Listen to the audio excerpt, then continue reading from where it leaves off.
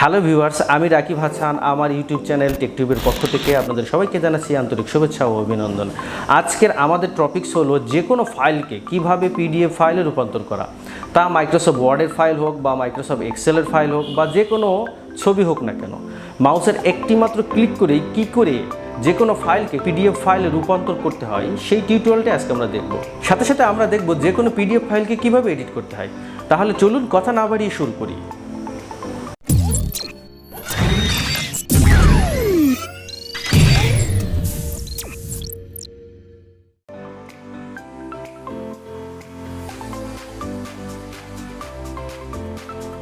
এই কাজগুলো করতে আমাদের লাগবে ফক্সিটের PhantomPDF বিজনেস এডিশন সফটওয়্যারটি ডাউনলোড লিঙ্ক আমার ভিডিও ডেসক্রিপশনে থাকবে, আপনারা এখান থেকে ডাউনলোড করে নিতে পারবেন।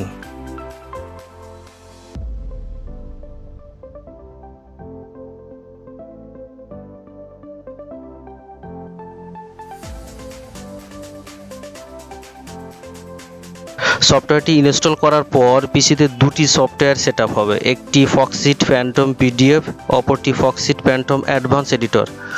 মূলত একটি পিডিএফ ভিউয়ার এবং অপরটি পিডিএফ এডিটর।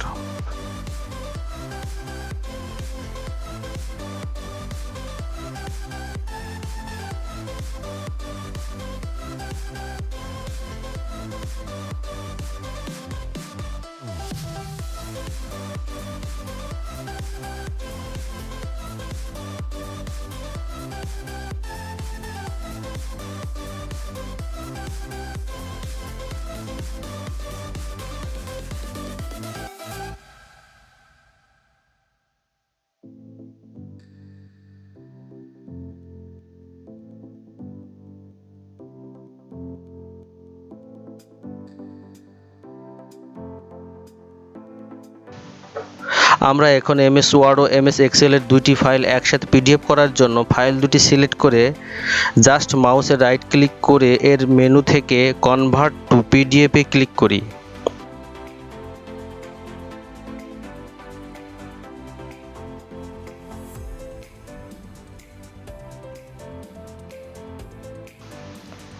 তারপর merge multiple file into a single PDF ফাইলে ক্লিক করি।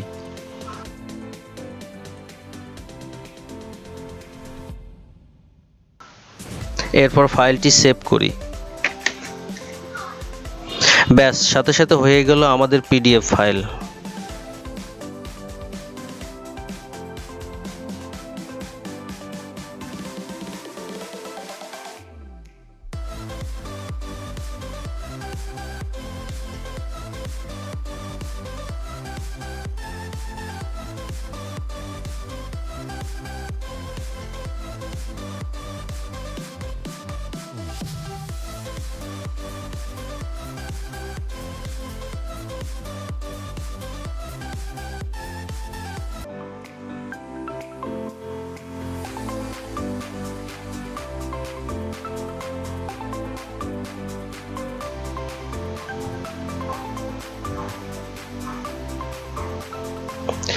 এখন আমরা কিছু ছবি পিডিএফ করব।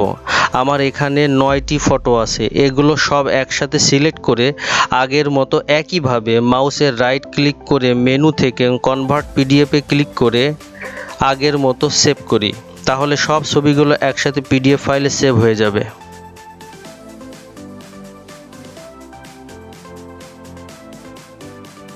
এই সফটওয়্যারটির বড় সুবিধা পিডিএফ ভিউয়ার এবং এডিটর দুইটাই একসাথে পাবেন। সফটওয়্যারটির ফুল ভার্সন পেতে আমার ভিডিওর ডেসক্রিপশনে ডাউনলোড লিঙ্ক পেয়ে যাবেন।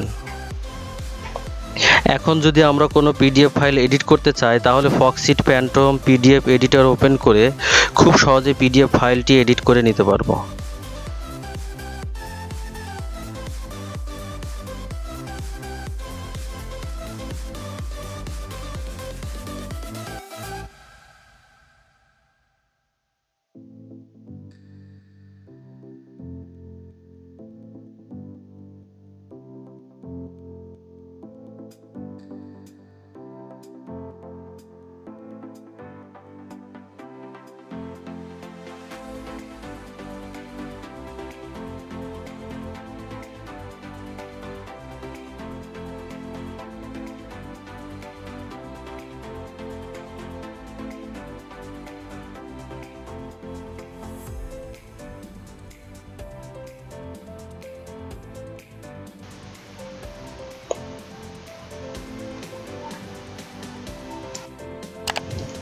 ভিডিওটি দেখার জন্য অনেক অনেক ধন্যবাদ। চ্যানেলটি সাবস্ক্রাইব করে আমাদের সাথেই থাকুন। সকলকে আবারও ধন্যবাদ জানিয়ে আজকের মতো এখানে শেষ করছি। আল্লাহ হাফেজ।